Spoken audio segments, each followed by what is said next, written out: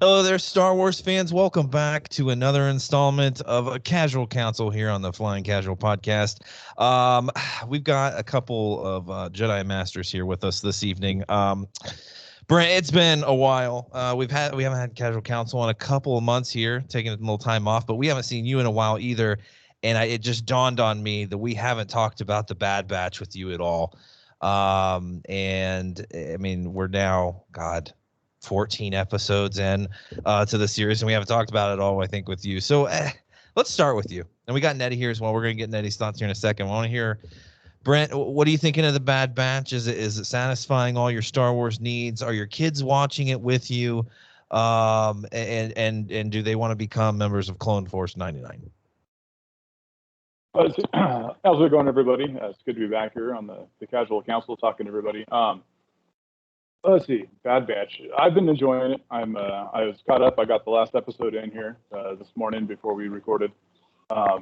Overall, I've really been enjoying the show. It's It's been doing some good Star Wars for me. It's it helps with that transition out of Order 66 in the beginning of the Empire. Nice to see a lot of that stuff. Yeah. Do have a couple of complaints.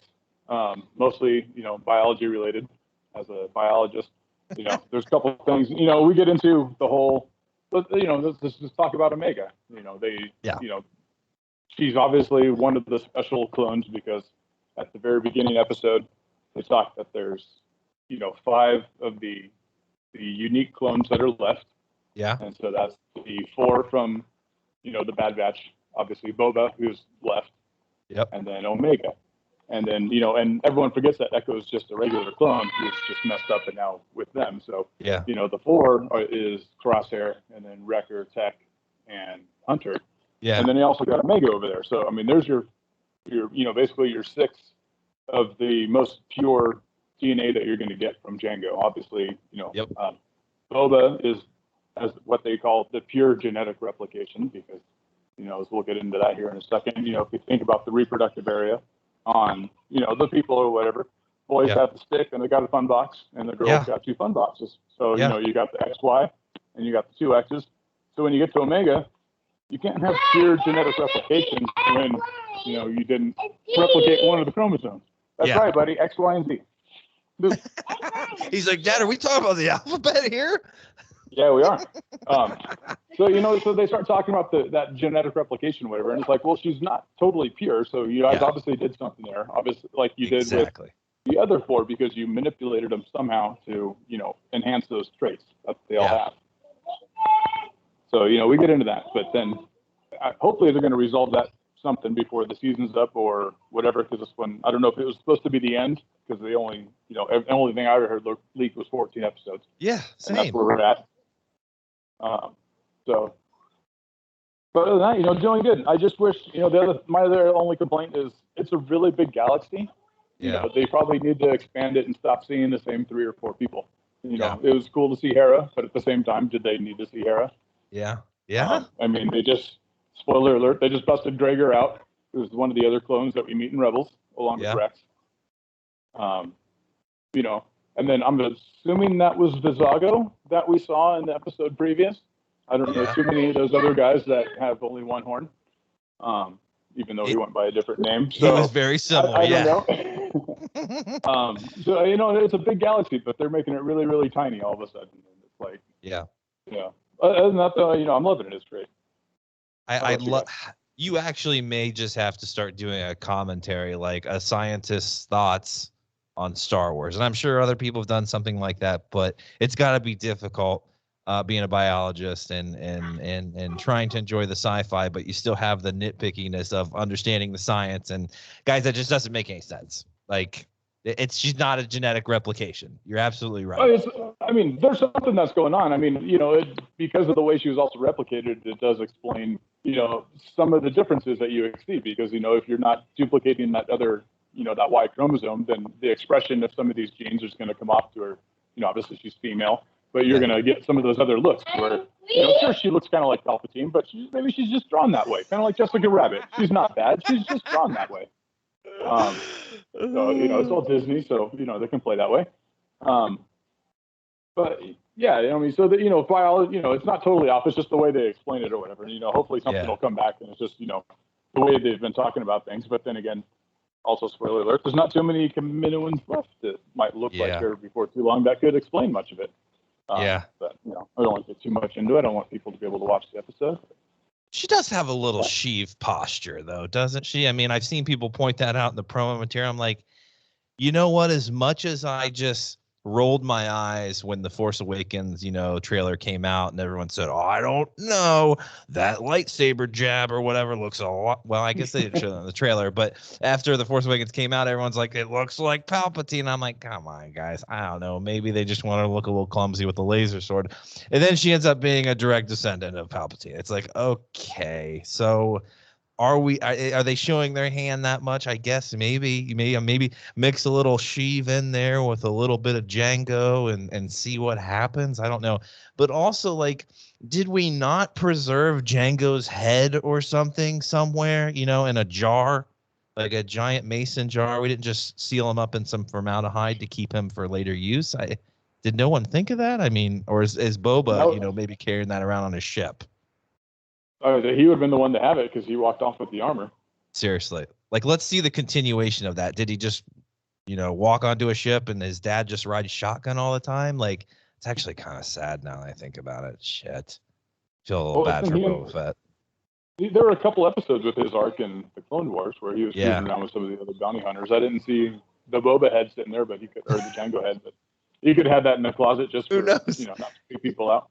Yeah, maybe you don't want to, lead off, a partnership with, hey, just want to let you guys know my dad's head is in the back. That maybe is something that he keeps, in his barracks, a little close to his chest. But I guess. But it's, hey, who knows? But I would have thought maybe a priority would have been, hey, we need Jango's body at least. Like, somebody go back and get it on Geonosis.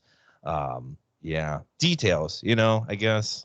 But Nettie, are you still enjoying it? Are you caught? I mean, here's the thing. I'll be honest. This episode isn't going to be posted for another week or so. So if you want to spoil the hell out of the most recent episode, so be it. Are you caught up, Nettie? I am caught up. Yep. Okay. I've been enjoying it pretty well so far. I'll say there's a couple episodes in there that internet would probably call filler episodes that weren't the greatest things out there, but they weren't bad. And for the most part, I've been enjoying the show a lot more than I expected to. Yeah. When they announced that this was going to be the next Star Wars show after that Clone Wars arc, I was kind of like, that seems like a weird choice, but they've been doing a lot of good with it, I would think, and I've enjoyed it a lot more than I expected to there. And I think it's just leading to a lot of speculation too about where some of these characters' arcs are going to go and what's going to happen. I don't know if there's any truth to this, but I was on IMDb yesterday because after finishing the 14th episode, I'm like, is this how we're going to end it? Like, I haven't seen anything about a season 2 or anything. And they said there was a 15th and a 16th. Yeah. So maybe there's 2 more episodes. I don't know for sure. If not, I can't believe we're not getting a season 2 because that's a hell of a way to end it if not. But I'm interested to see how they wrap things up here. Yeah, I too was a little confused because for a couple of weeks we've been thinking, hey, the finale's coming up. War Mantle is it. And we'll see where we land. But then I think it was Dave Collins or whoever does some of the sound engineering said just the other day, he's like, I can't wait for you guys to see the next 3 episodes of The Bad Batch. I'm like, wait, what? Okay. I was a little surprised myself. And I mean, at this pace, it definitely feels like we're going to get a season 2. But they made a pretty significant jump this week. I thought I was a little shocked that it were like, okay, there's this entire other facility. Looks like we're advancing a transition much quicker than I may have anticipated. But, it seems like it was, sooner than just seeing a couple clones turning to where they're like, okay, we got to do something a little different. It looks like Rampart's been busy on that sick planet that we're on, which I think it's a new planet. I didn't catch the name. I totally forget. But the opening of that episode, this latest episode, War Mantle, was awesome. Like, it kind of felt a little like Endor, but you got the light kind of shining through the trees. It was beautiful. But you mentioned, Brent, the connectedness, and we sometimes talk about things can feel a little small, right? You mentioned Ryloth and Hera, and is this necessary? And I couldn't agree more. A lot of times, is that going to be a continued problem for Star Wars? But are we going to be able to just like distance ourselves from something and it be successful? Or are we always going to need to tie it in? So you're like, hey, remember that awesome character from Rebels? Well, just letting you know that once again, Dave Filoni is producing this material and he's going to tie in all of his favorites. Like, are we ever going to get away from that? And you might be muted. I think we will. I think just because of the time frame that we're dealing with, trying to fill in the gap between episodes 3 and 4, and then building the rebellion, and just because they are all realistically they are all key figures in the rebellion. Yeah. So it just seems really all that integrated from that far back. I mean, you sit there and you feel you got the Bad Batch getting involved there with, like I said, Hera and Cham, and basically there's Omega teaching Hera the finer points of some of her flight school, Yeah. And it's like all she's really done to sit there and watch tech from the passenger seat. So I mean, how much true help does really Omega know and stuff like that? So you get that. And then like I said, Gregor, from this episode, they're pulling out there and start getting all the different clones that actually make it, and to get into the other shows there and stuff like that. And it's like, I'm really surprised that Ahsoka hasn't kind of filtered her way through, because that's the one thing that we really haven't had in the Bad Batch is it's really it's Jedi free.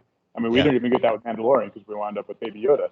Get dust out on the Force. So I mean, this is really like the first Star Wars thing. I mean, well, I don't know, maybe Resistance. I didn't watch it that much, but I mean, that didn't take too well. This one, I think, at least has some better reception than that one did. And there's really been no Force usage whatsoever. And it's like, implied or not, with what Omega has, she hasn't done anything that's obviously Force sensitive. She just seems to be, on par with, everything that goes on right there. Maybe she, is receptive, but, she's not controlling or something like that. Or, maybe she's just at that, that level of, clone manipulation that, that is what they wanted, which is why they want her so badly. And why they have to try and find Grogu from here on out, because, they don't get her back, I'm assuming. Yeah. But then again, you never know. Palpatine was able to go somewhere at the end of Return of the Jedi and hang out for another 40 years. And that's so true. They're doing something somewhat right. But, get back to cloning Omega or whatever, and, it kind of makes me think, kind of get back into the whole science of it or whatever. But, you start to get to the fact that they're getting to the point of cloning the female of the species. And if you think back, I don't know, maybe some of these people aren't quite old enough to remember this, but there's a great sci-fi movie from back in the early 90s that Spielberg did where they were cloning females, Jurassic Park. Didn't go over so well when you start cloning the females of the species. I mean, you think about all the top predators, like the lions, it's all the females that go and hunt. Yeah. You got obviously the dinosaurs and stuff like that. So, you don't really want to mess with the females, and now that you're starting to piss her off. So, it obviously could probably go badly in the next couple of. It does. It feels like, and guys, if you haven't watched the latest episode of the Bad Batch War Mantle that we're talking about here, maybe ignore this for a little bit until you do. But I like what you're saying, that maybe it's Hunter getting captured that's gonna awaken that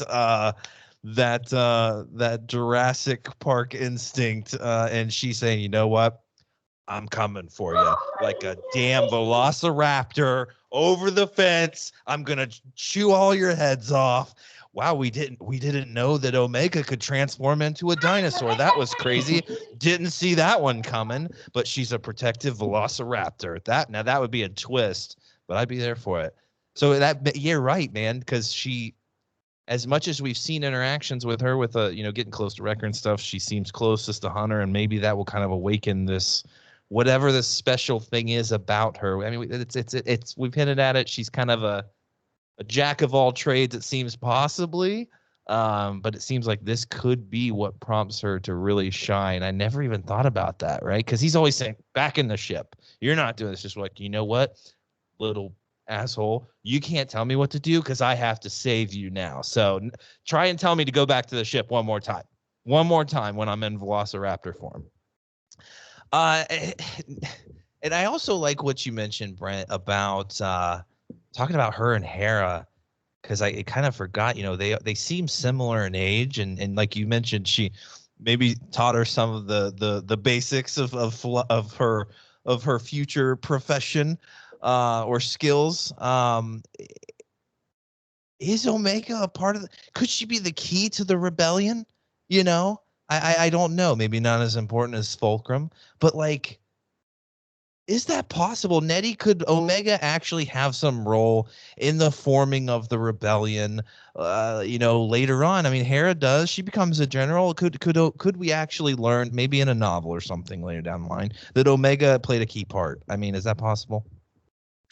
If we can have a baby Yoda, I think anything's possible at this point. So yeah, it'd be interesting to see how they do handle that, because I'm trying to remember what's canon now about like the forming of the rebellion. I know we have the stuff with like Bail Organa and Mon Mothma, all kind of like pulling together slowly, and then Saw Gerrera kind of splitting off from them to do his own thing. Yeah. It's definitely an interesting thing to think about, because I do feel like there was a pretty good gap in there that you could say maybe Omega kind of helped. Omega and the Bad Batch kind of helped pull that together. I think it'd be an interesting thing to kind of explore, see that she brought them together. So long story short, I don't know. I think it could be done. You have to be pretty careful about it, but I think it could be done, definitely. Yeah, maybe she's the glue that just holds everything together. I don't know. It'd be crazy. That would change. I could see people kind of being annoyed or mad about all that, but like you said, there's a lot of story to still be told. And you have all these parts. There's these big actors, but we really have never seen them all come together. Like they've hinted at it. We talk about Saw Gerrera in his past, like you said, and kind of parting ways from the Alliance. But we've never really seen it. We never really saw what happened. Could we? I mean, does Omega show up in Andor?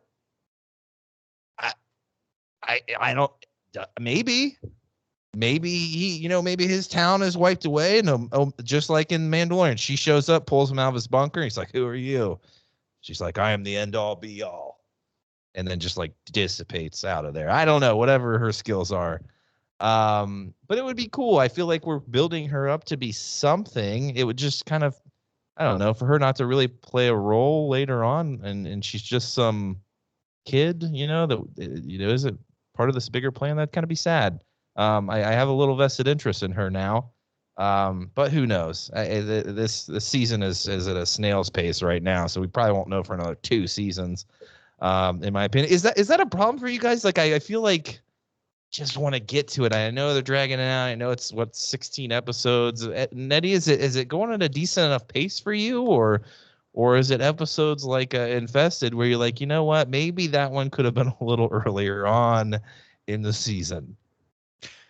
Yeah, I would say overall it's been pretty good, but I definitely do feel like I've lost a little bit of the oomph with some of the more recent episodes, and maybe it's gone on too long. And I can't help but wonder, like The Mandalorian is 8 seasons in it, or 8 episodes a season. So they do have those filler episodes, but they kind of have to be a little more concise, a little more to the point. I mean, if you go back to the Clone Wars, it's 7 seasons, most of them being like 20 some episodes. Yeah. There's a lot of filler in there, and I definitely feel like this is kind of going towards more of that route, because it is the animation. So I feel like it is kind of slow at times, but at the same time it's kind of to be expected to me, just because of the way they perform in it, more as the Clone Wars and Rebel side of things versus what we got recently with the Mandalorian there. Yeah. And we've got a lot of live action stuff. We've got Obi-Wan Kenobi coming up. We've got these movies that, I don't know when they're coming out. I don't know when or if Rangers of the New Republic is a thing anymore. Like it, as set in stone as these projects seemed several months back, I feel like it's kind of up in the air. Like, are we proceeding on that? Like, we did see a glimpse of Visions. I don't know if we have any real anime fans, but I thought that was kind of cool. And let me get Brent, let me get your thoughts. Are you an anime guy? I don't know. Are you into anime at all? I've never really been into anime. I never followed it that much. But I mean, what I've seen, I really enjoy. And when I saw the clips for Visions, I was like, yeah, I'm in. Let's do this. Does it bother you at all if it's not like if this is outside of canon, if they're going to dabble in like some storytelling, does that bother you at all? Or does that kind of pique your interest a little more? They might be a little freer. No, I mean, they're a little bit freer, and I mean, I haven't heard whether it is canon or not. I mean, I thought, with the exception of all the Lego stuff, I thought everything Disney was doing was technically canon, and yeah, and since they're not telling, because when I first heard it, I thought they were like retelling the Star Wars saga in anime form, which then that in itself would be bitching, just because you think about Star Wars, you think about 1 through 3, and the visuals you could do with Revenge of the Sith, but in anime. Yeah. I mean, and just how they take that. I mean, that would be awesome in itself. But then when to find out that they're just stories in the Star Wars universe, yeah, but told through these medium and this art form, it's like yeah, dude, let's do this. And why should it not be canon?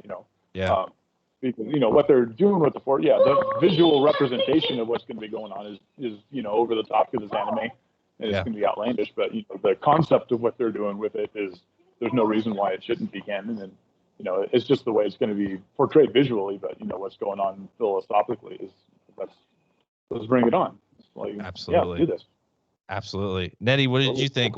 We can get back into the Bad Batch here in a second because we have some other thoughts on it. But what did you think of the Visions teaser? I mean, were you pleased? Are you excited for it? Yeah, I'm definitely really excited for it. I need to watch it again. It's been a while since I watched it, but I'm not like a huge anime fan. Like I watch some of the big ones, like the Dragon Ball and stuff like that as a kid, and then I've watched a few more as an adult. But it's not something I definitely need to watch, more of. But I definitely think the coolest thing about it is like how much George took from like the Japanese movies. I think it was Kurosawa that he took a lot from, and even just I think if you read like the Bushido, like the Samurai Code to an extent, I think you can pull a lot from there into like the Jedi Code. Yeah. So just like how much Japanese culture and cinema influenced George, that now we're kind of doing the opposite and like letting the Japanese film creators, some of the best in that business, be like, tell your version of Star Wars. I just think that's really freaking cool, and I'm really glad to get to see what they can do with it. It's awesome. It's kind of surprising that it's taken this long because he took so much influence from it, and he never really gave anyone the opportunity to do that because it was his baby, and but now we have with Disney's control and their money, they can do some really cool things. They've also done some really terrible things. Obviously, I mean, they're a giant corporation. Like, it is what it is. But it's not is what it is. Like, that's a terrible thing to say too. But there's major changes that need to occur. But it's cool that they're giving creators an opportunity that never would have had. They never would have had this chance if Disney wouldn't have stepped in with their influence and their finances and owning this property now. That never would have happened under George's watch. It just never would have. So I think that is one of the coolest things that Disney's done so far, is to really get outside their comfort zone. And you've seen a lot of people pissed off by it, which is just hysterical because Brent, like you said, and Nettie, like, that is the influence. Like, and they are great storytellers, and it is a different form of storytelling, but like, at the heart of what a lot of people enjoy about Star Wars, like this anime and the stories that I wish I would have reread the summaries of what we're going to see, because it's some fascinating stuff. Just very fantastical and legendary, and the confrontations can be very like Brent said, over the top, but I feel like that is exactly what a lot of people come to Star Wars for. So I think they'll end up enjoying it. But yeah, there's a lot of debate. Like, is it going to be part of the canon or is it something else? Is it? But some people were upset by it. I don't understand it, but I thought it was cool, bringing a little new blood into Star Wars. Anyway, side tangent aside, back to the Bad Batch. What's been your favorite part of it so far, Brent? I mean, some interesting characters come back. Was it Hera? Was it our little blue friend? Like, what's been your favorite so far? I think my favorite's just to tie into the First Order cloning, because I mean that's where it's all leading to. Because even in Mando they had the Kaminoan cloning symbols on their uniforms. Yeah. And obviously they just walked off. R.I.P. Taunui, but they just walked off with the other one, because who needs another businessman in the Empire?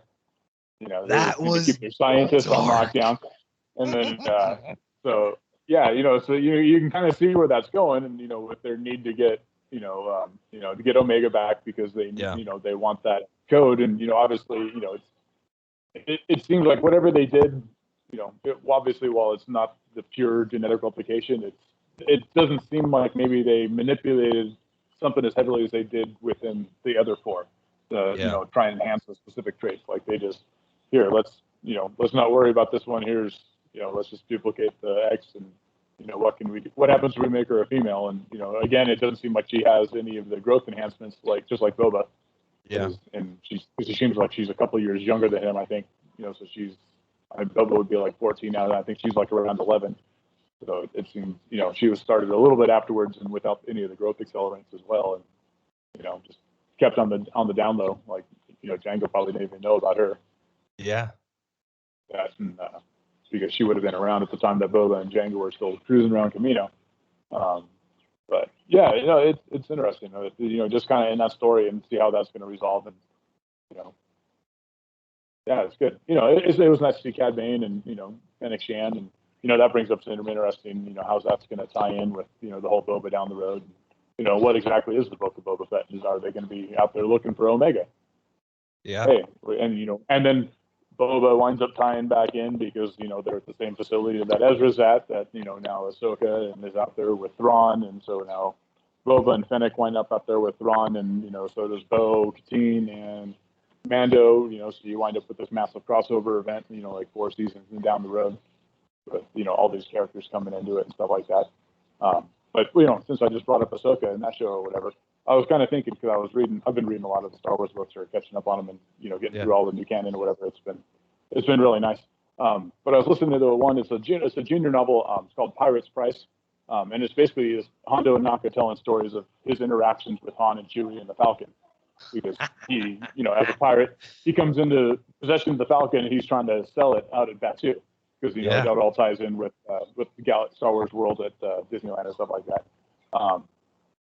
But I was just kind of thinking. I remember, you get to the end of Rebels and when they're going to Free Lothal, and what does Hondo say about Ezra? And it's like, for that boy, I would do anything. Yeah. So, are we going to get the live action Hondo in the Ahsoka series? What are you guys thinking? And that would make a lot of sense, I think. Right? Like, can you imagine? Okay. Can you imagine if our little posse going out to find Ezra Bridger is Ahsoka, Sabine? I feel like Chopper could even be, running alongside him.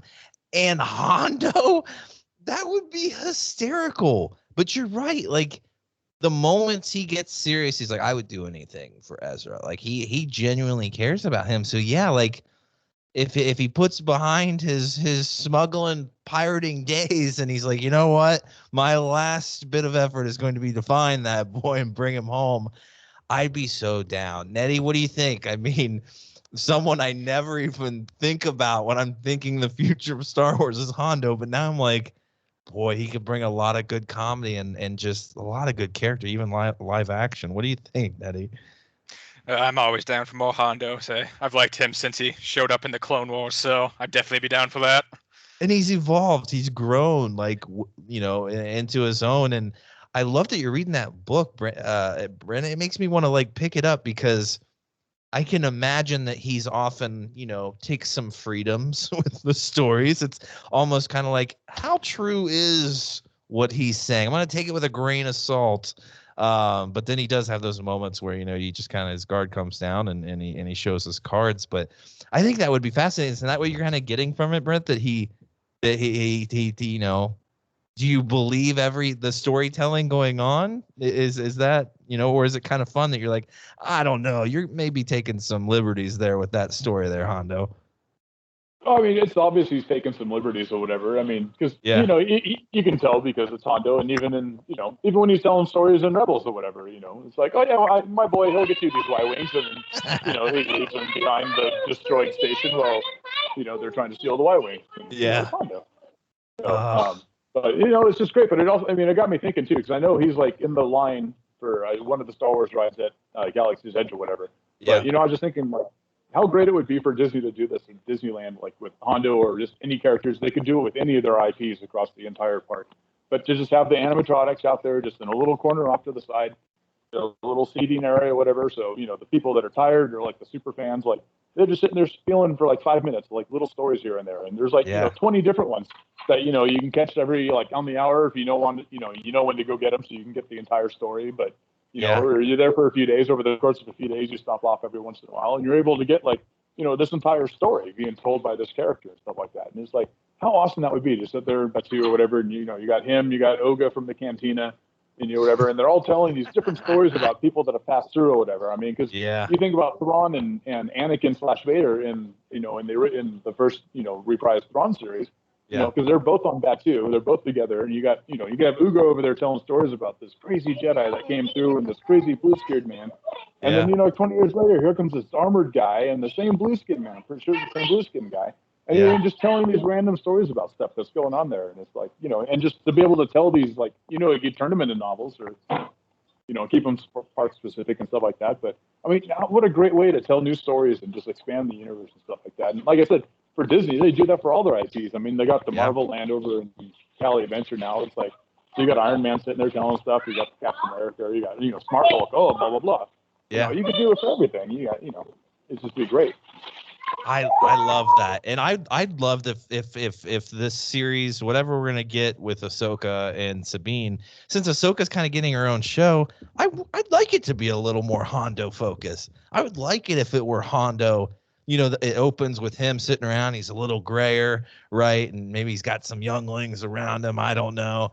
Telling the old story of how we rescued, you know, Ezra Bridger, and maybe he's telling it to Ezra's. Maybe Ezra has kids later on, and he's just sharing the story with how we brought old Ezra home.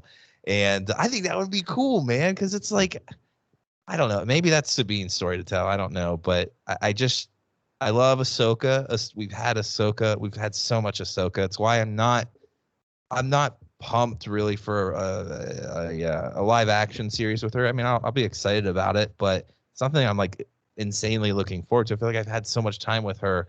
So this story about Ezra and finding him, I don't really want that to be her story either. I mean, I think it's Sabine's story, or bringing Hondo, or Chopper's like, you know what, I'll find it myself, and it's just Chopper's story going out there, and the entire time it's just wah, wah, wah, wah, wah, wah. Like, I'd be down for that. Maybe it's a droid's tale.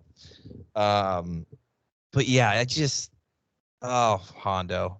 God, now I forgot about anything I wanted to say. Now I just want to talk about Hondo. But Rob, welcome. Rob's a little late. Rob had some parenting to do. But Rob, how you doing? I'm doing great. How's everybody doing? Especially you, Michael. It's been a while, man. Dude, I know. Can y'all hear me good? Yes, sir. You sound fantastic. We took a month off. We're getting the group back together. But we're talking about the Bad Batch, Rob. I want to get your thoughts on how you're feeling about things. I mean, we've gone in many directions from this point. We talked a little about Visions. We're talking about Hondo. You know, what Brent's been really enjoying, and I want to get to what Nettie's enjoying. But Rob, what have you enjoyed so far about the Bad Batch? We may have talked about it a little bit, but so much of it has passed since we all met. So how you feeling about it? What have you enjoyed most? I love it, actually. I mean, if we go back on record, when we did our when we got all the announcements and everything, I wasn't really jacked up that much about it because I was just like, Obi-Wan, you know? Yeah. And then I started watching this series and I fell in love immediately. Yeah. I love the characters. I love everything about it. I love the direction. I love that they're putting everybody in it, you know, just everything from Cade Bane to just so much content. I mean, last time we were together, we were talking about the Rancor. And I mean, I haven't caught the newest episode, but regardless, if y'all spit a spoiler or whatever, I don't care. I'm going to watch it regardless because we love Star Wars. But I just love the way that the story has been put together, how it focuses on them, even though the one episode, 3 episodes now ago, that they didn't focus so much on the Bad Batch. I've seen a little bit of problems with that, but not with me. I was fine with that. I think that other characters deserve to develop as well also. Yeah. And I also think that there's no better way you could have done this than to do it this way and to have them as outcasts right now working for, you know, them pennies and getting back all that money and, you know, settling debts and expanding the universe. And I know y'all were talking about Ahsoka a little bit too. And I want to agree with that about as well too. We do have a lot of Ahsoka content. And another thing I want to bring up is I still want content that we don't know. I don't want to have another Ahsoka show where it's in the Clone Wars, where it's in that. I need something further down the line. Just for me.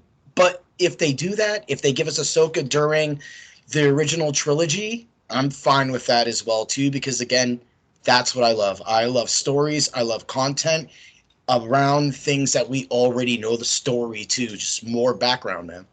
Yeah. And something too that, like, I didn't really think of this until Brent brought it up a little bit ago, but I mean, we've been on Kamino in the Bad Batch, right? Like we know what they're doing. We know they're kind of concerned about how things are going down. And Brent, you mentioned in the Mandalorian where we see, you know, this cloning that's going on, something's going on. We see the Kaminoan like patches on some of these scientists. Like there's a connection there. And I didn't even really think so much. Rob, we won't spoil because there's some good stuff in this episode with the Kaminoans and everything that's going down. But it's interesting how much I didn't see the Bad Batch really making connections to the Mandalorian and what they were teasing in that show. And I can't imagine they'll really abandon that either in the Mandalorian. I feel like we have to kind of come back to that at some point too. We all kind of got distracted with Grogu and everything, but like that was kind of an issue that they discovered. They read some stuff before they destroyed. I don't know. Anyway. No, I agree with that. I think Grogu, sorry about that. Grogu took that series over. That's all that anybody could think about. So everybody now, what I'm reading is they want more Grogu and they want to see Grogu with Luke. How about they just go away? Yeah. And we don't know that story yet. And we can settle in on the Mandalorian having the Darksaber and that conflict. Spend a season on that because there's so much content. There's so much history we need to learn that we don't know yet. That's what Grogu took away. It was an amazing beginning, but now we need the meat and potatoes about the Mandalorian or the Nerf steak and cafe. I think you're right. I think like a season devoted, even without Grogu, the Mandalorian, I think is great because we have this Mandalorian culture identity. We have big pieces of it, but there's so much missing.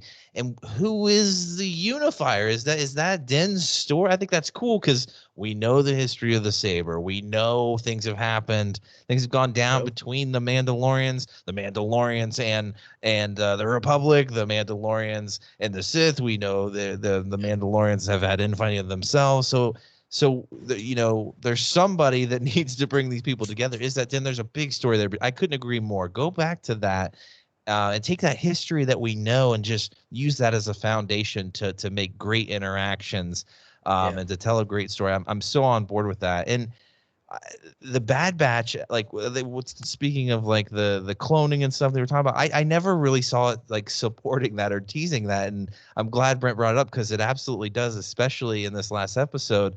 I really saw this as supporting like the underground that's kind of rising alongside the Empire. I saw it because we have Cad Bane, we talk about Jabba, we see oh God, who's Jabba's henchman? The disgusting, what's his face? I forget his name. Oh, Noodlehead. Bib Fortuna, Noodlehead, Bib Fortuna. Yeah, it's just like, so I thought we were really supporting that, and I think we will continue to do so because that's a very right time period, and Boba Fett and so many connections. But boy, I can't wait for Rob to see this last episode because something happened. It's like, oh crap, it's all connected. So we won't spoil that for you. He needs a bib. Now, after the Mandalorian, does. It's a bib. I mean, he's dead, but they should bury him with a bib out to sea, out to space. Definitely. Feed him to the whales. Absolutely. Nettie, what's been your favorite part of the Bad Batch so far? Is there anything particular that really sticks out for you? Yeah, I probably just have to kind of echo just everything they've kind of helped build up a little bit, like you said, some of the underground crime syndicates, and then the connections to the potential connections, at least to the sequel trilogy, there have been great. And Order 66, we've kind of had a lot of stories between like Order 66 and A New Hope. Usually we kind of take like a a 5-year period. Like I think Solo's about 5-10 years. Jedi Fallen Order is about 5 years. So it usually takes some time to kind of get that empire on that feet, and it's kind of interesting to see how they kind of got there. I don't know.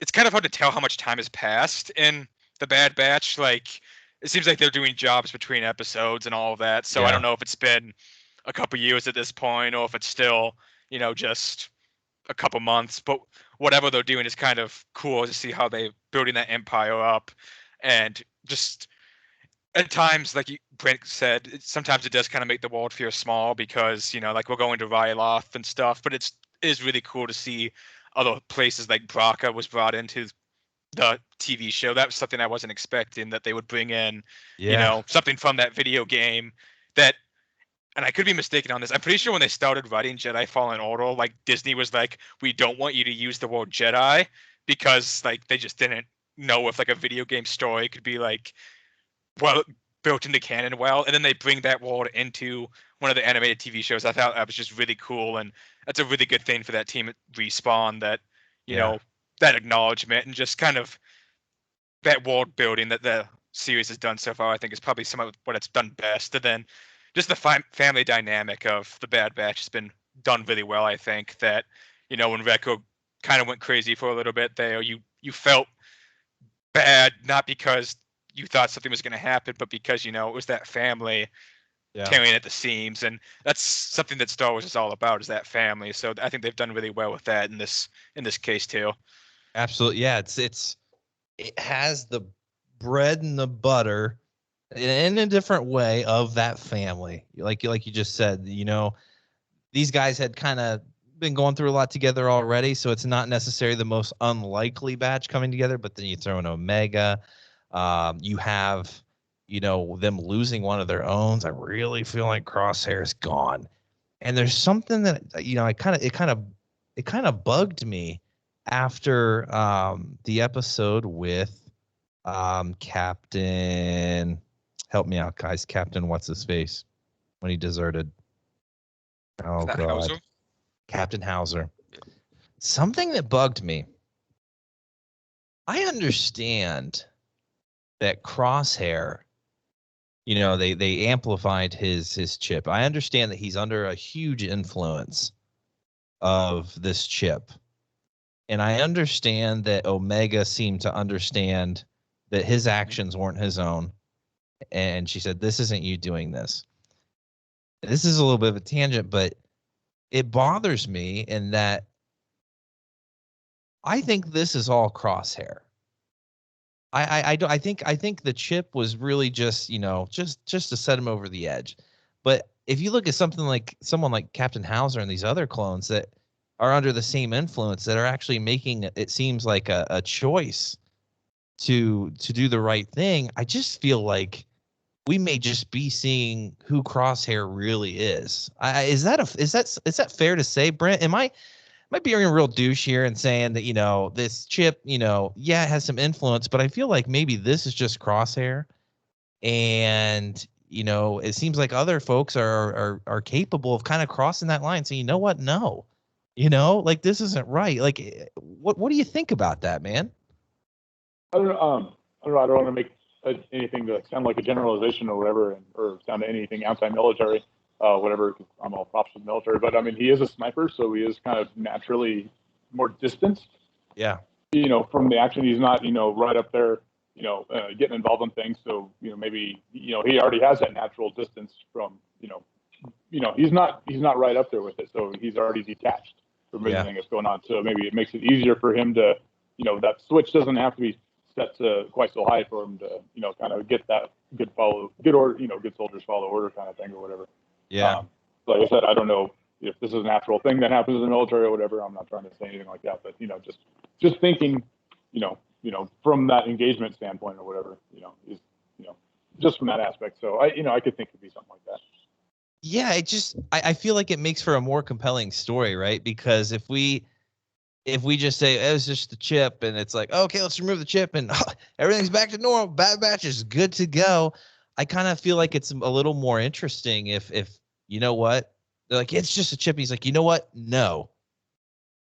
you know what? I am meant for better things. You guys have been holding me. Anytime I've wanted to take the shot, you said no. You know what? I had enough. Like, I feel like that kind of losing of the brothers it's much more dramatic. It's much more intentional. It's just much more effective. And I think it will affect the audience more if it's like, no, you know what? This was more my choice than anything else. Wasn't this Chip? You know, it's the way I've been treated. It's the way this and that, whether that's the right, you know, whether it was right or wrong, I don't know. But I think the Bad Batch brothers being like, wait a second, what? Like, I thought we were all tight. I thought we were family. I feel like that's much more challenging for our audience to accept that, not just be like, this Chip. Yeah, if we get this Chip out of his head, he's totally fine. Rob, what do you think about that, man? I mean, it just bothers me a little bit that we're just giving him a pass when others are stepping up to the plate and saying, you know what, this is wrong. Yeah. And you want to go back to Wrecker too. He kind of knew something was wrong. And when he started flipping, he was trying to control it. It was taking, you know, we brought up the headaches on the other episode of this and everything like that. But when you brought up the amplification, like if someone's just going to be conceited and you amplify that, it could amplify that as well. But I love the fact that you said when Brent said snipers are normally alone. They're always alone because everybody else is in the mix. They're hands-on, close, fighting as a team together. And maybe sometimes like he sees them because he's covering them and they're getting each other's back and he's getting their back, but nobody really has his back because his eye's always in the scope. So that can mentally, that can change people. I mean, look what happened with Anakin. We all know how that went. You know, you keep working on somebody, mission after mission, mission after mission. Eventually, that becomes their personality. And you could be right. You could say, we're giving that Chip a pass. But there's been other cases that the Chip has taken time to actually work. So that being his overall attitude, his demeanor as a person, fits exactly with him being a sniper, in my opinion. 100%. And I love it's some people may say you guys you're taking this way too deep. It's a freaking cartoon. The dude just had a switch flipped. We could switch it back and life goes back to normal. And I understand that. And probably there's a 95% chance that that'll happen.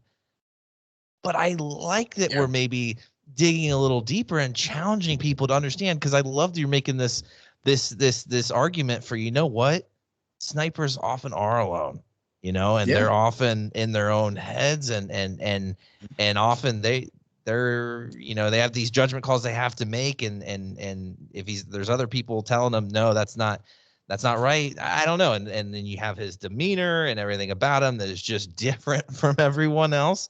I feel like there's something there. Whether they'll tap into that or not, I don't know. Nettie, are we looking into it too much? Like, is it just the Chip and that's fine, and we can, you know, it's enough that he's kind of screwed his brothers over, but maybe there's redemption in the end. I don't know, but is it too much maybe to challenge our audience, even if it is a younger audience, and for them to understand that, or the fact that he is a sniper and he's kind of out there on his own, and maybe that's part of why he's kind of different and distant from his brothers, because so much of the time he is kind of out there on his own. Are we looking into it too much, or is that kind of compelling? Well, I feel like looking into it too much is the motto of the show, Amen. So no problem with that. But let's change the name to Flying Take It Seriously. I feel like maybe casual isn't our thing anymore. I can honestly, just thinking back, I can kind of see arguments for both sides, because on the one hand, you do have like instances in this most recent episode of people kind of ignoring the Chip there. You had Rex. I mean, he gave into the Chip because he tried to kill Ahsoka, but he had enough control to fight against it to warn Ahsoka and give her that heads up to say, go figure this out and coming back for me. And then Hauser, like you mentioned, and those he kind of spoke with all seemed to kind of be able to fight it to an extent at least. So it is kind of that question of, is this Chip, was it just so they could return on the Jedi like that, or was it all controlling? It seems like there's kind of a gray in that area in there that we're going to keep exploring. I think the one reason, or one thing I could think of that makes me think maybe Crosshair's not gone yet, is I think in the episode when his chip is like cranked all the way up and they go and take out Saw's insurrectionists or whatever you want to call them, when they get back to like the barracks or whatever, Crosshair is kind of like looking around and like looks sad and just sits on his bunk and it's just kind of like he looks like he's contemplating it, like, am I doing the right thing? And I feel like that's like the most prevalent piece of evidence that maybe he's not gone. Yeah. But I think that was also before he tried to kill them on Braca, so it's maybe that's completely moot at this point too. But I definitely think, knowing Star Wars, I can see him coming back. If I personally had to write it, I think I would kind of do the Anakin Ben Solo approach of have him come back but sacrifice himself. Yeah. But I think it's going to be interesting to see what they can do with it. I like that you bring up Anakin and stuff, because we make excuses for Anakin, all the time. Things could have been different. You could have been the greatest Jedi to ever live. And we all know that's Obi-Wan Kenobi. But you could have been greater, right? I'm a Luke Skywalker fan, but let's be honest, folks. Obi-Wan Kenobi is the greatest Jedi of all time. That's good. You just brought that up. I want to throw this in, too. Crosshair could be doing his duty. The number one thing I know I say a lot is Obi-Wan always does his duty. Well, some people just put that aside. Well, and I was just thinking, like, ultimately Anakin made a choice, right? It was his choice. Like, sometimes people, they go dark or they make the wrong choice. Some people choose to be bad. Right? It's not always, there's this excuse, there's a chip. Sometimes there's just shitty people in the world, there is a dark side. There's a dark side in all of us. And some people choose to let that dominate them. And you know what? It's sometimes I feel like you're taking away with making these excuses. And it's like, no, Crosshair made a choice. He's making a choice every day now. And I want to tell you right now, I don't know if that's the case. I'll play a little devil's advocate. I think this guy's gone. I think he's screwed. But I can't wait till Rob watches this episode, because where he is now and the cards he has, I feel like we're going to find out really soon if this is Crosshair or this is predominantly the chip.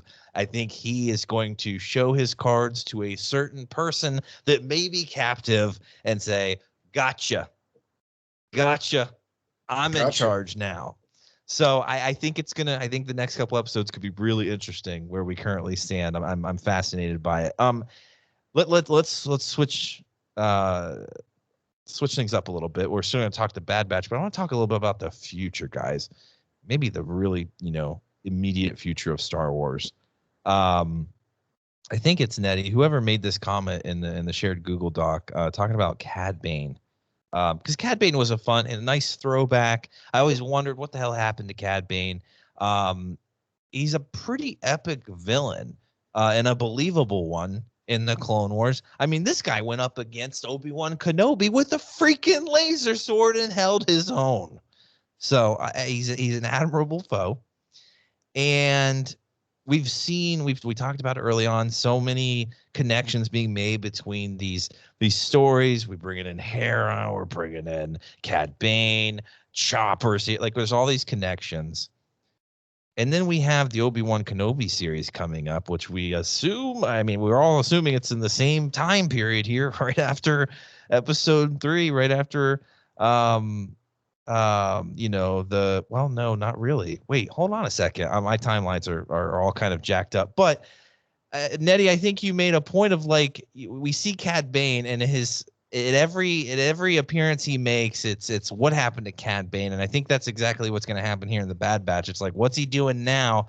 And you brought up, like, could he actually make an appearance or even be a main character within the Obi-Wan Kenobi show?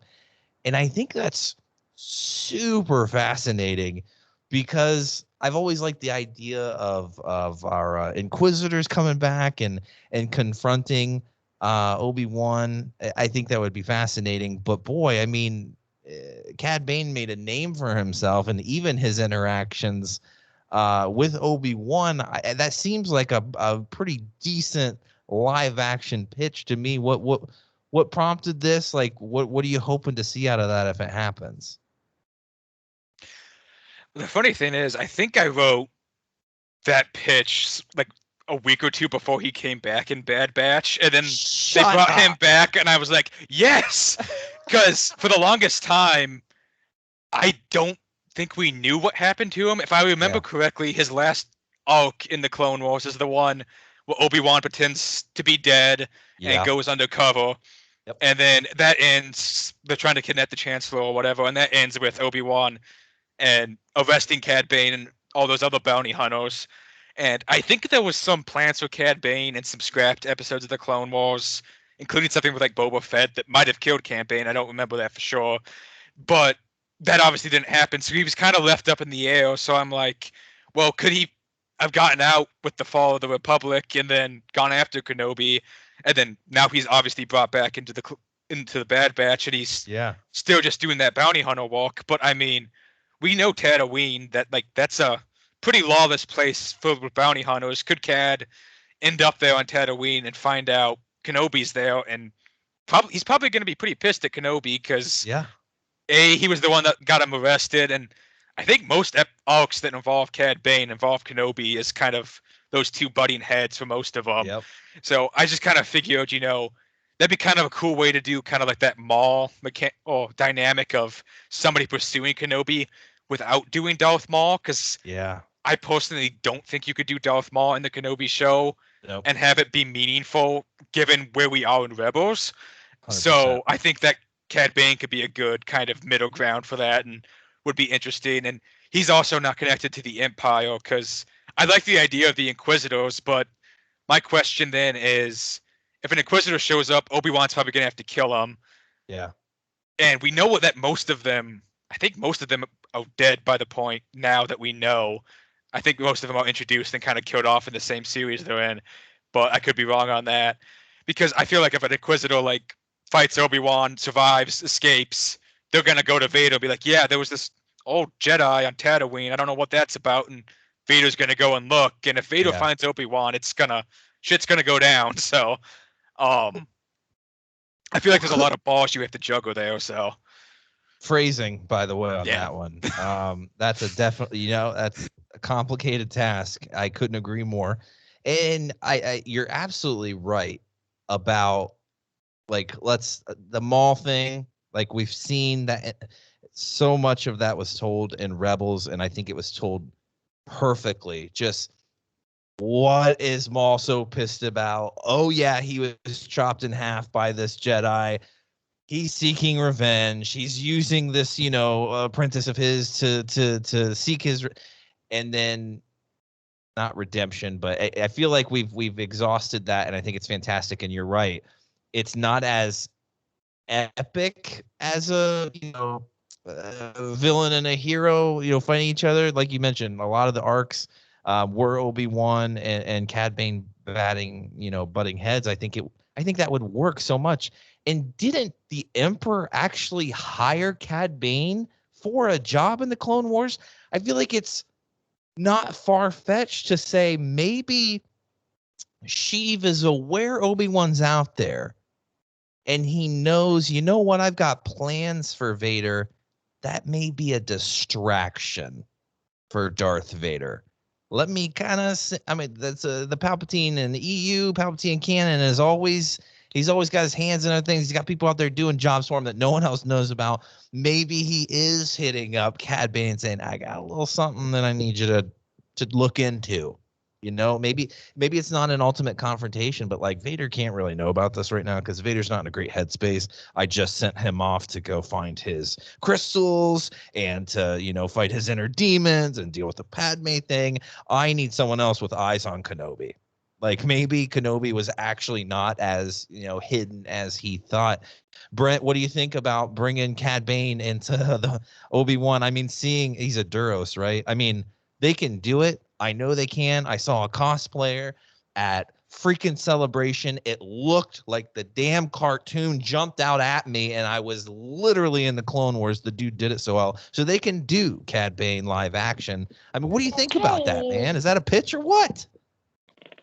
Yeah, why not? Let's bring it on. I think I think seeing him live action would be great. I mean, Obi-Wan's like 10 years after the Clone Wars, so I mean, that would be a lot of time, spent hunting.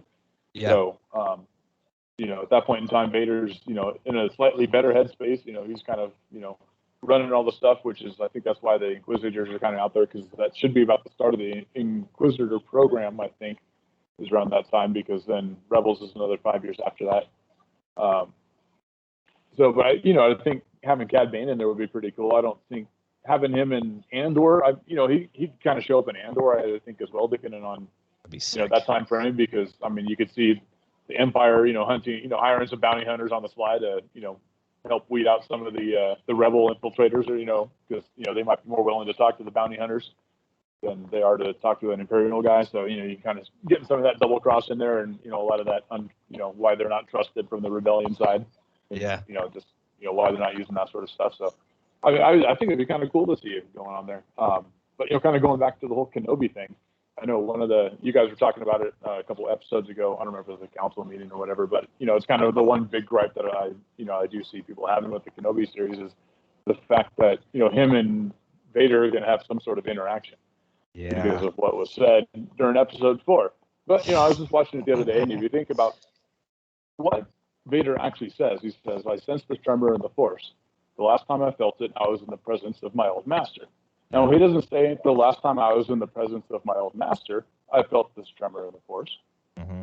So if you think about it, who else on Mustafar was Force sensitive at the time that they were there? You had Obi-Wan and you had Anakin. And there was also Luke and Leia that was sitting there in Padme's belly about 5 feet from him on the ground. Yeah. Now, if you think about it, he's on the Death Star now. Again, who, for the first time in 19 years, is within a relatively close proximity to each other? Luke and Leia. Yeah. Which twins more than likely set off some sort of weird resonance in the Force when they're in proximity to each other, I would think. So, that sensation that Vader is sensing, while he misstrues it as being Obi-Wan, is more than likely, Luke and Leia. So he could have had these other interactions with Obi-Wan between Mustafar and the Death Star, and it doesn't totally contradict what was said in episode 4. So, from a certain point of view, everything's cool.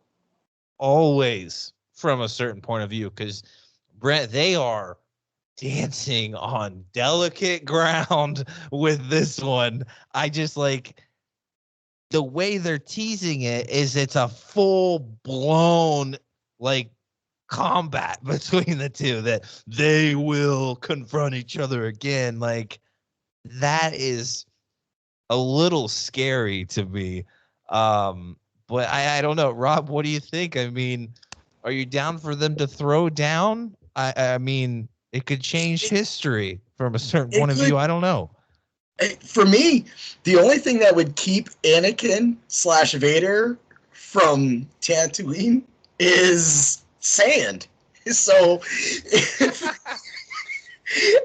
that's the only donut hole I can see in Brent's presentation, is he really did care about sand that much. And there's that Mistaza. He stayed away. But he raises a great point. And I bring it back to so many different... Tatooine. True. And going back to what I said there in the chat, too, with Cad Bane, did he get away when Order 66 happened? So we know that he's away, but if he was locked up, then how did he get out? And if he got out, then that's what, I just wanted to go back to that for a second, because it made me think that when the Jedi Temple fell, then all the prisoners probably were given, either, hey, you could follow this, or maybe they just killed some of the bounty hunters. Because did they put them in an Empire cell, or did they put them in the Jedi cell?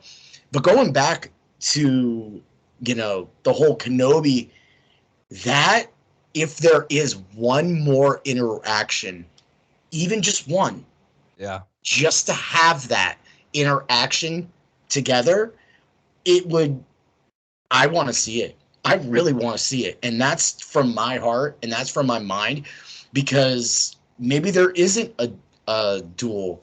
maybe maybe Vader goes to Tatooine and just goes, "Hey, I'm here," and he kind of just feels him, because we know that when he felt Luke, because he felt Luke going away from that fight in, episode 5, and that was pretty much a planet away. So if he could feel Luke that far through space, which could just be dead air, I'm sure if he ever landed on Tatooine, that he did feel Kenobi.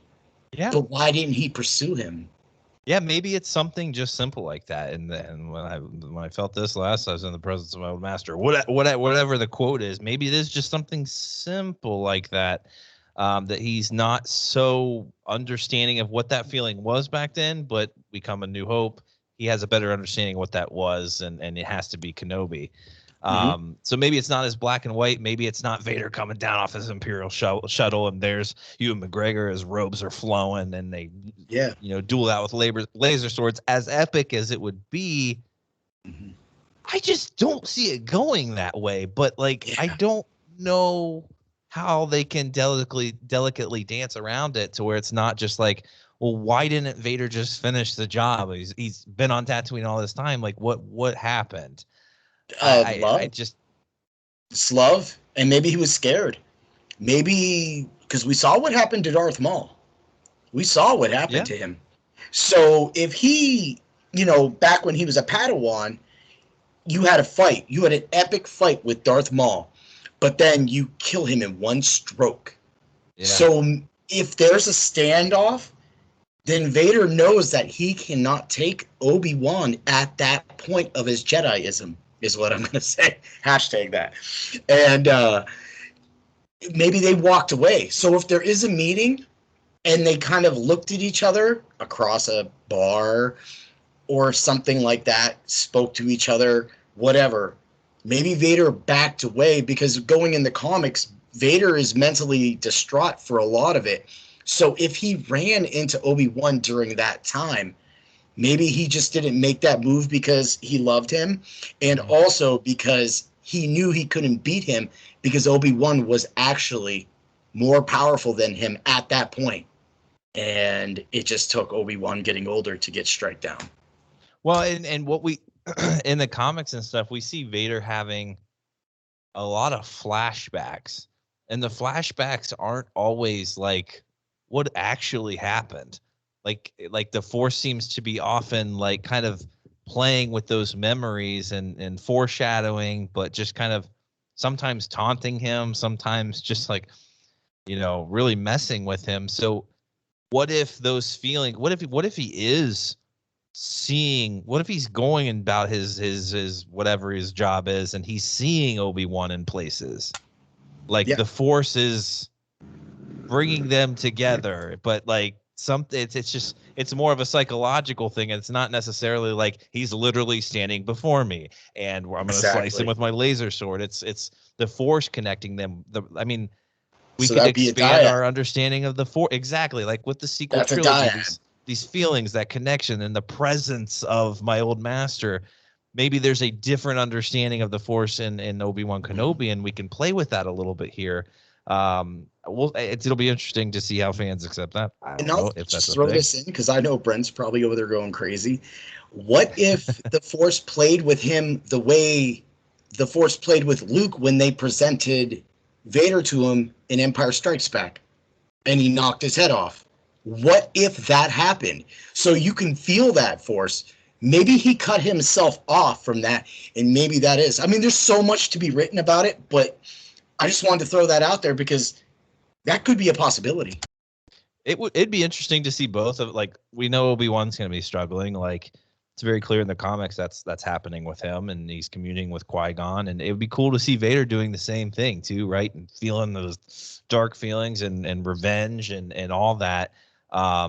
Maybe, in the presence of my old master isn't so literal, and then maybe they're not talking about Mustafar, but maybe they are talking about an engagement, and it's just as plain as day. And they had another confrontation that happened with Luke and Vader in the comics, that Luke was not ready, but he went in there. He's like, I got my gold jacket and my laser sword. I'm taking this bro down, and he ended up getting his ass whooped. So he wasn't ready. So they kind of threw that and shoehorned it in there, and it worked, but it changed history. And so this kind of throws it off. What if Vader talked to Qui-Gon and Qui-Gon just never talked to Obi-Wan about it? What if, even though Obi-Wan was his master, Qui-Gon was technically supposed to be the master?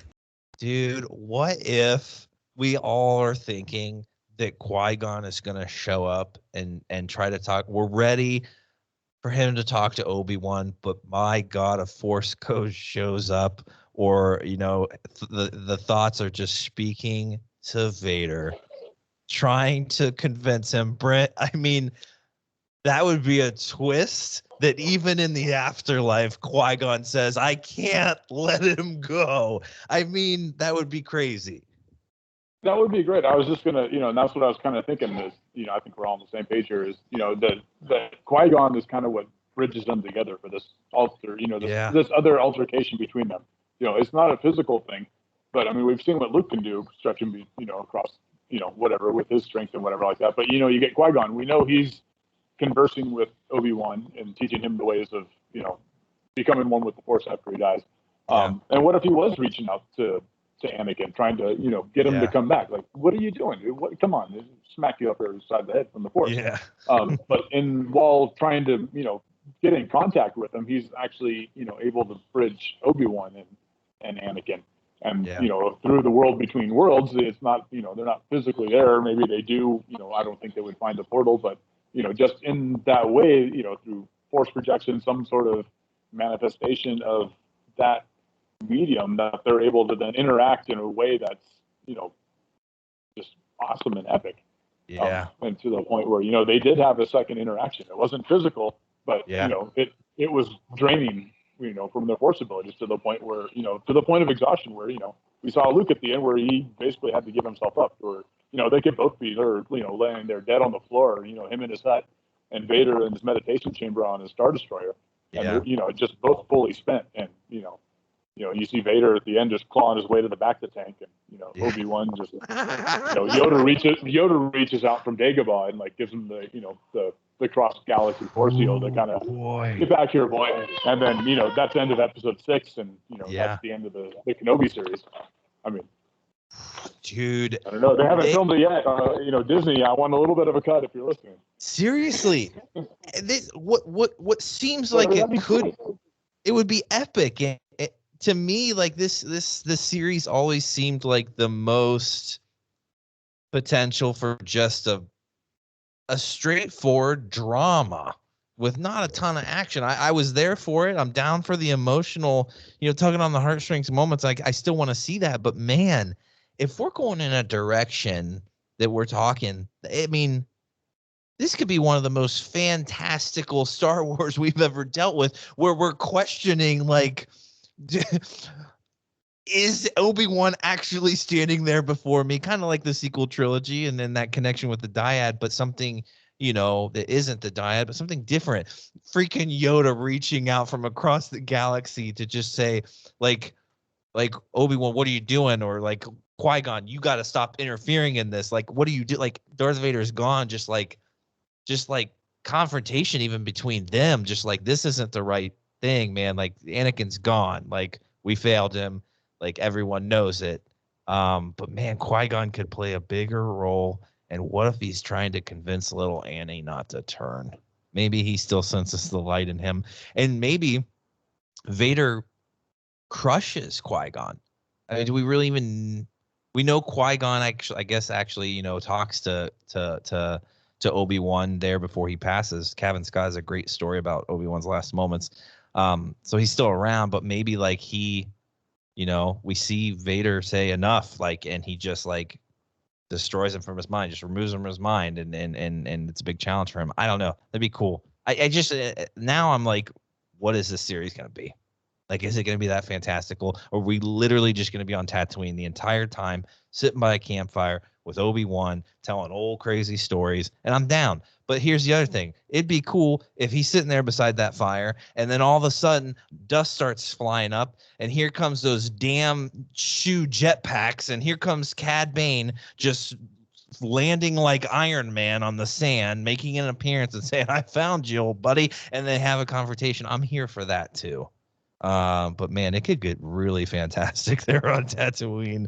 Just like as crazy as it got with Rebels, some of that Rebel stuff didn't make sense with the portal and the world between worlds and the temples, but like I feel like that's how you bridge a prequel era with Hayden Christensen and Ewan McGregor with the original trilogy. We're on Tatooine, it's all familiar, but then you bring in a world between worlds or portals or something. Like, it's what excites me most about what Marvel's doing right now. Like, we have these cool, strong characters and they just punch each other into oblivion and no one really wins. But now it's like, okay, things are getting a little mystical. Like the magicians and the wizards have the power, and it kind of messes with your mind about what's possible in the galaxy. It's like we could change history. Obi-Wan Kenobi's series could change Star Wars history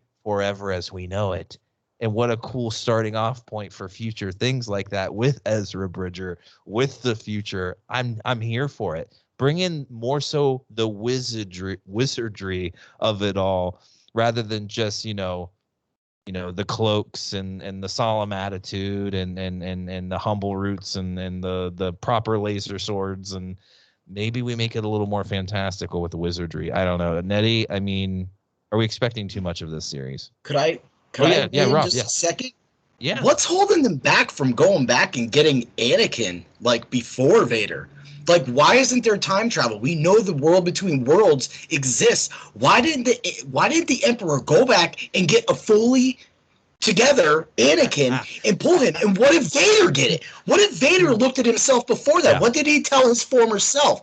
Like that, when you were talking mystical arts, that can happen. It happened with Ahsoka. Yeah. Why can't they go back to any timeline and pull that out? Could you imagine Vader and Anakin having a conversation? That I just wanted to, like, you blew my mind with that, bro. Dude, that would mess with our minds so much. The TVA is pruning those variants, dude. The TVA is pruning all those so variants. Many Anakin variants out there. Alligator Anakin. I mean, I'm here for it. Can you imagine a poor alligator lives on Tatooine? He's just living his shittiest life. He's like dry all the time. Hysterical. Dry lizard skin. Rob, I like what you're saying because it intrigues me. Like, what if this? I know we're sounding a little kooky, guys. We understand that.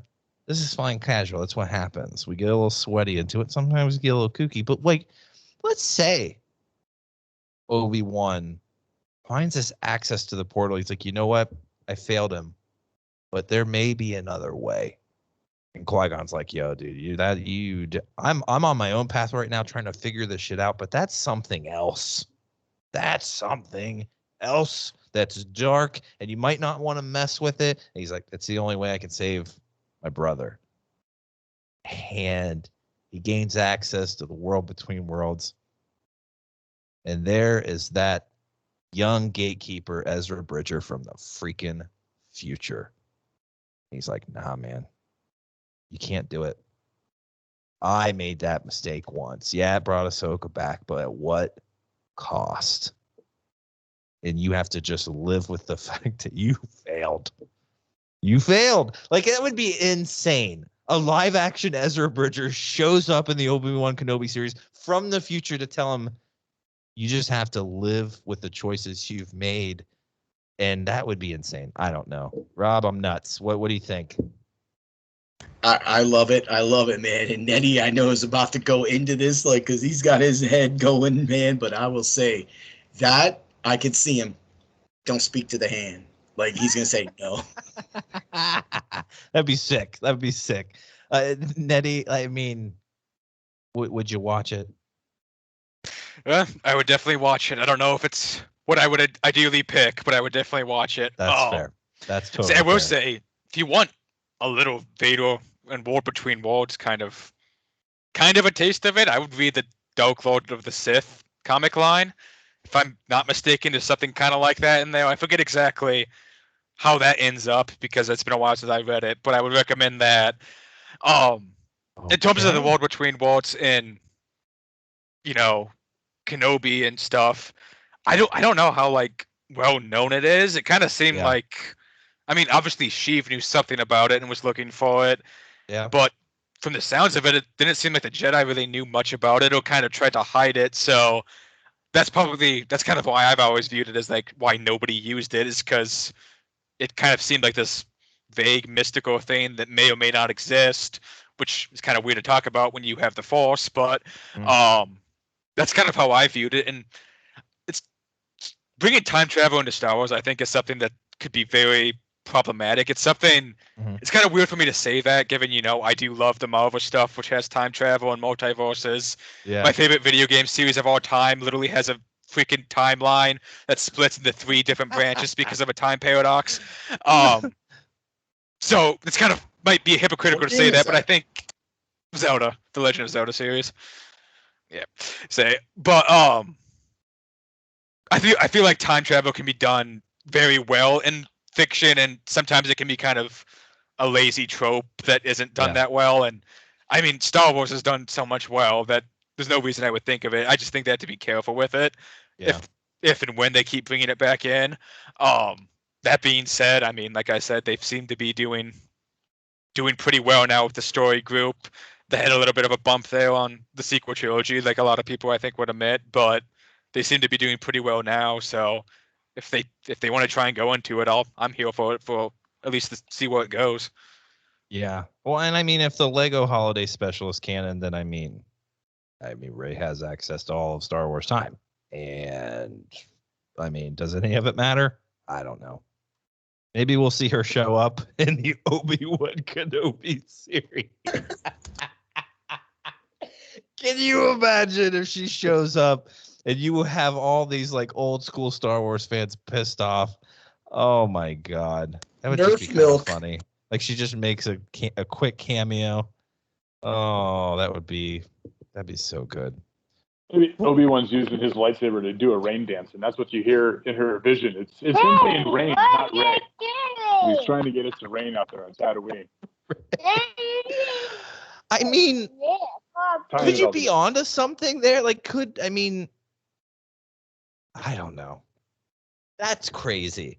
If they somehow connect it and it's like, you know what, you all thought we were joking about Rey and the Lego series having access to all of Star Wars time. We weren't kidding. And that is Obi-Wan in her flashback, and he's making reference to some interaction they had in the past. I don't know. It'd be crazy.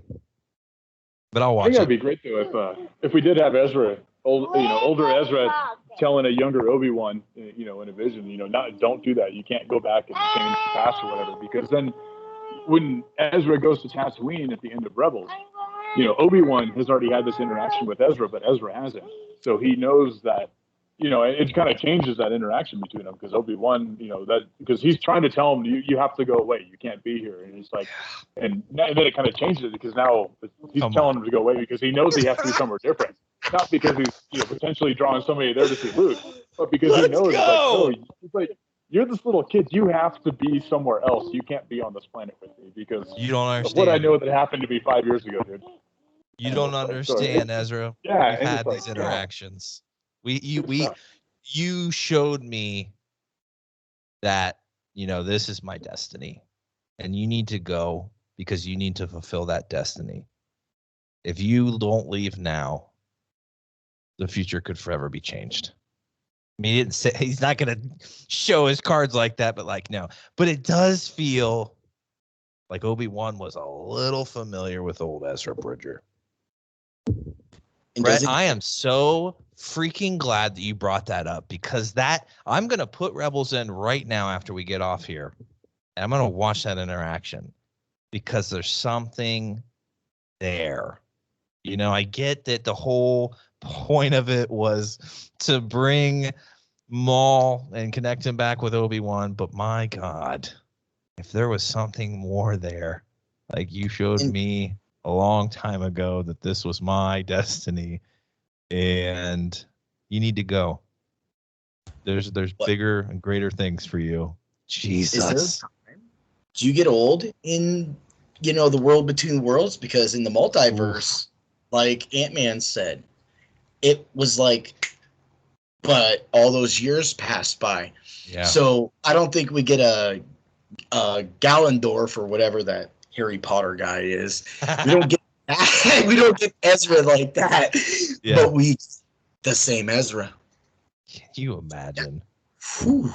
I would be so down for that. Like, I know heads would roll and people would be pissed, but like, man, I like those deep connections. Like, just like, you know what? That interaction mattered there on Tatooine, and it wasn't just some simple connection between Maul and Obi-Wan and bringing Ezra Bridger in, but man, it had a lot more meaning, and Obi-Wan had his eyes open in that moment, and he knew what he needed to do. You're in the wrong place, Ezra Bridger. That's the first thing he says. Jesus, I gotta take a second. Hold on a second. A moment of silence for this thought that Brent just brought up. I mean, could be the greatest pitch ever, Brett. Could be the greatest pitch that this collective council has ever made to Lucasfilm. If you don't take this and run with it, you're cowards. I'm going to say it. You're cowards. Because this is amazing. And this could literally happen, and it could make a lot of sense, and I'm here for it. I'm here for it. They're going to tell a story in about 25 years when we're older. Seriously. And you know what, guys? I had a whole other conversation about like where we're going in Star Wars, but you know where we're going in Star Wars? Time travel. Or between worlds. That's the future of Star Wars. Maybe not. Probably not. Because like Nettie said, it could be very problematic with people who have that much power. But we're about to find out what the hell happens in Marvel, you know? Mm-hmm. Yep. When freaking Scarlet Witch, it's just like changed everything. No spoilers. But Loki.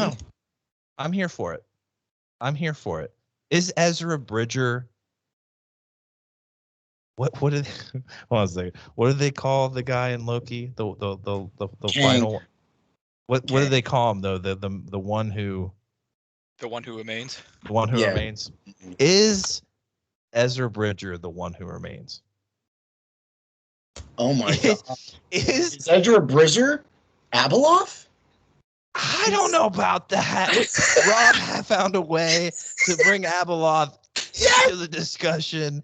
I don't know. Nettie is guzzling his entire beverage on camera, as we all agreed. I don't think I have much. I'm saying because in that time, oh my god, about Rey is the new age Luke.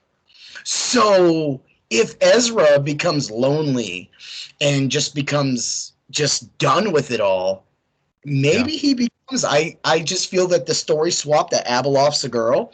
Maybe Abeloth becomes a guy, and it's not Abeloth, it's Ezra, and that is who Rey has to fight. I mean, that's he's like, I've been around long enough to just become the villain of the story. There's no other choice I had.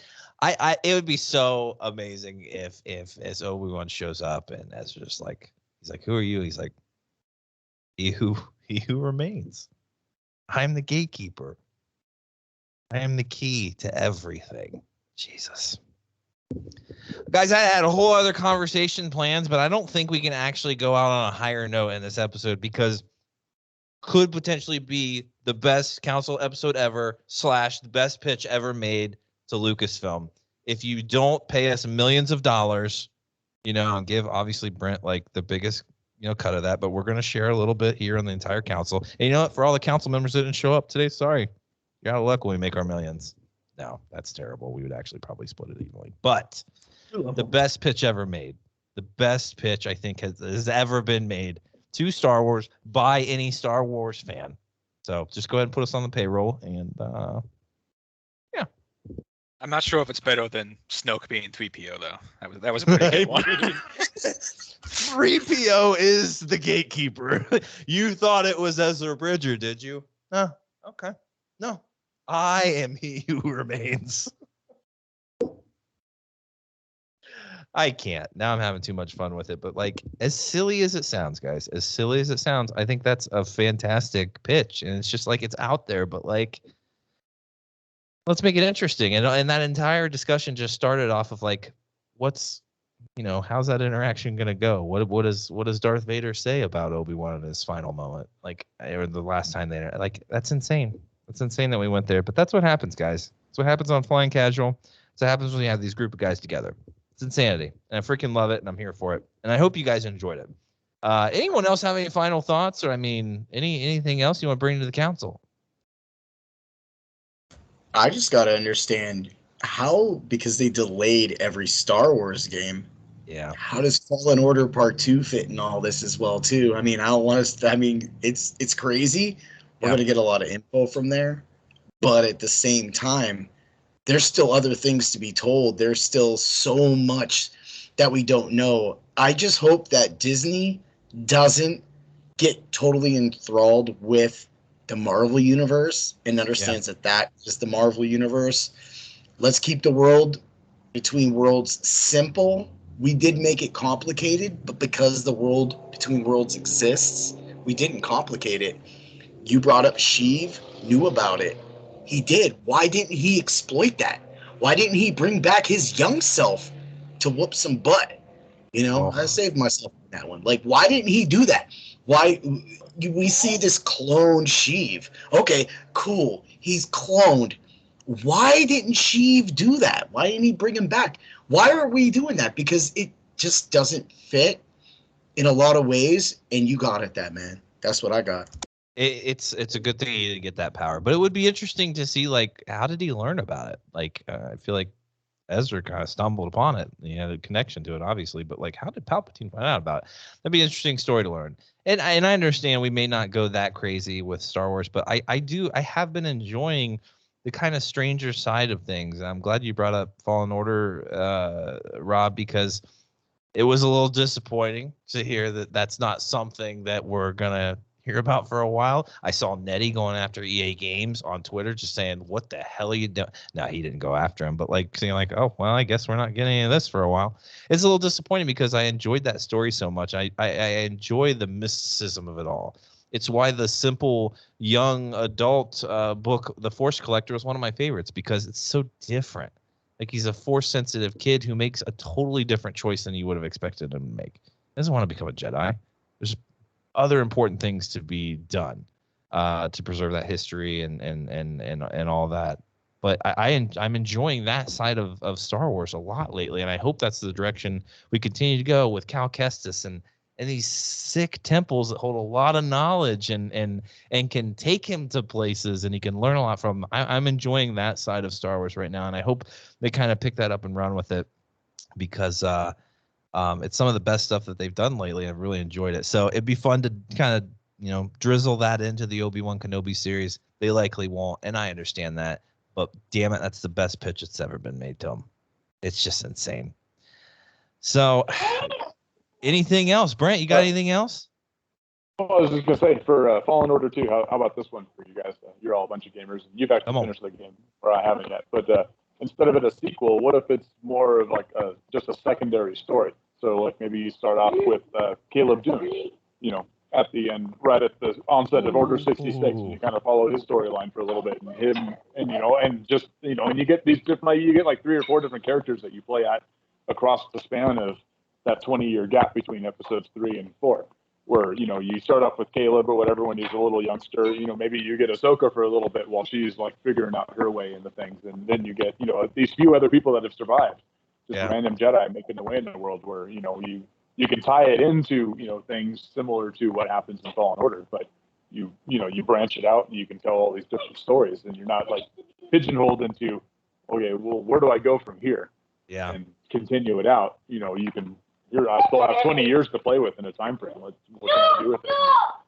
Yeah. Introduce more characters. I think that's a great idea. Like, then you don't have to dedicate an entire television series to like explain what happened or like make all these other connections with other series. Like, just make several stories go on. Yeah, show us some of the highlights of what they went through. I think that would be fantastic. Maybe play as Kanan Jarrus just hanging out in a bar, hammered, and it's just like it's time to choose your destiny, son. I don't know, like it'd be freaking great. I'd absolutely be down with that. Gotta see what Cal Kestis is doing now, though. Like I gotta know. I thought that was some of the best storytelling in Star Wars, and the writing was fantastic, and just that little group that he has now with him. It's funny, it's believable, it's heartfelt, and he's just got a good head on his shoulders now. Yeah, so maybe he runs into little Caleb Doom, and maybe they hang out. Maybe he tries to convince him to join. He's like, I don't think so, dude. I about freaking died doing this. Like, I'm out. So I don't know. That'd be cool. I'd be totally down. Anything else? Nettie, hit it up. Nettie, anything? Any final words? No, I think I'm pretty good right now. We will just anxiously await, EA, for you to announce that Fallen Order 2 or something. They are hard at work at projects, and we understand that, but man, it would be nice to know. Maybe a celebration. I guess one thing is there was a new studio made. I don't know if they're working on a Star Wars project, but they named themselves after Star Wars. They took the name That's No Moon Studios, so it's got some pretty good. It's got some pretty good talent from good studios there. So whether the name is a hint at what they're working at, or if they're just fans, I'll get them a shout out. That's definitely something to look forward to if you like the game. Yeah, and the things that they listed were not Star Wars projects, which seemed a little odd. But hey, yeah, maybe that's all. Maybe that's the big one that they're working on, and it's a nice little tease with the name. I think it's fantastic. Well, guys, that'll do it for us then. I hope you guys enjoyed the looniness sometimes that we spit out here, but it's always a good time to get with these guys and just chat about what we're feeling in the moment. Rob's got to catch up on the Bad Batch and have his mind blown in that episode, and we're gonna enjoy the rest of it. A couple episodes to go, and some cool things happening here with the growing of this empire and the decisions that they're making. It's all fascinating. Where's that going to land our little Clone Force 99 in it all? I have no idea. Probably dead, if I had to say. But we will anxiously wait and see. Thanks, Brent, Nettie, and Rob for joining. And we'll be back with another episode of Casual Council next month. Maybe we'll have more of our Patreon Jedi Knights and Masters here with us. But thanks, guys, for listening. We appreciate you. We appreciate you being patient with us through all these times. So take care of each other out there, and may the Force be with you.